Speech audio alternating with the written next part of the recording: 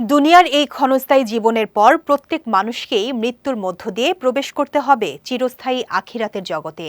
সেই চূড়ান্ত জীবনে কারা জান্নাতের সফলতা পাবে আর কারা জাহান্নামের কঠিন শাস্তির মুখোমুখি হবে তা নির্ধারিত হবে মানুষের ঈমান, আমল ও জীবনের পথ চলার উপর। পবিত্র কোরআন ও হাদিসে এমন কিছু শ্রেণীর মানুষের কথা বিশেষভাবে সতর্ক করা হয়েছে যাদের জন্য ভয়াবহ পরিণতির ঘোষণা এসেছে। এ বিষয়ে বিস্তারিত থাকছে ডেস্ক রিপোর্টে। দুনিয়ার এই জীবন ক্ষণস্থায়ী। প্রতিটি মানুষকে একদিন মৃত্যুর স্বাদ গ্রহণ করে চিরস্থায়ী জীবনে প্রবেশ করতে হবে। সেই জীবনে প্রকৃত সফলতা তাদেরই যারা নিজেদের জাহান্নামের আগুন থেকে রক্ষা করতে পারবে। পবিত্র কোরআনে আল্লাহ তাআলা ইরশাদ করেছেন, প্রত্যেক প্রাণীকে মৃত্যুর স্বাদ গ্রহণ করতে হবে এবং কিয়ামতের দিন তাদের পূর্ণ প্রতিদান দেয়া হবে।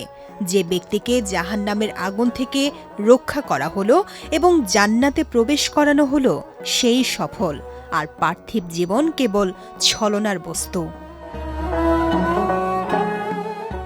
অন্য আয়াতে আল্লাহ বলেন, হে নবী, আপনি বলুন, যদি তোমরা আল্লাহকে ভালোবাসো তবে আমার অনুসরণ করো। আল্লাহ তোমাদের ভালোবাসবেন এবং তোমাদের গুনাহ ক্ষমা করে দেবেন।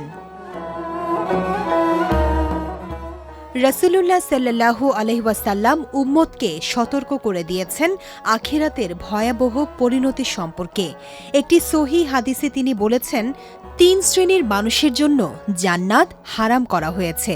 তারা হলো সর্বদা মদ্যপায়ী, পিতামাতার অবাধ্য সন্তান এবং দায়ুস, যে নিজের পরিবারে পাপাচারকে প্রশ্রয় দেয় এবং বাধা দেয় না। এই হাদিস আমাদের মনে করিয়ে দেয়, শুধু ইবাদত নয়, নৈতিকতা ও পারিবারিক দায়িত্ব ইসলামের গুরুত্বপূর্ণ অংশ।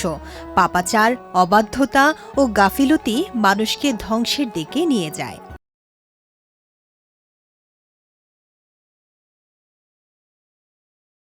অতএব আখিরাতের সফলতা অর্জনের জন্য আল্লাহর হুকুম মেনে চলা, রাসূল সাল্লাল্লাহু আলাইহি ওয়াসাল্লামের সুন্নাহ অনুসরণ করা এবং সব ধরনের গুনাহ থেকে দূরে থাকা প্রত্যেক মুমিনের জন্য অপরিহার্য।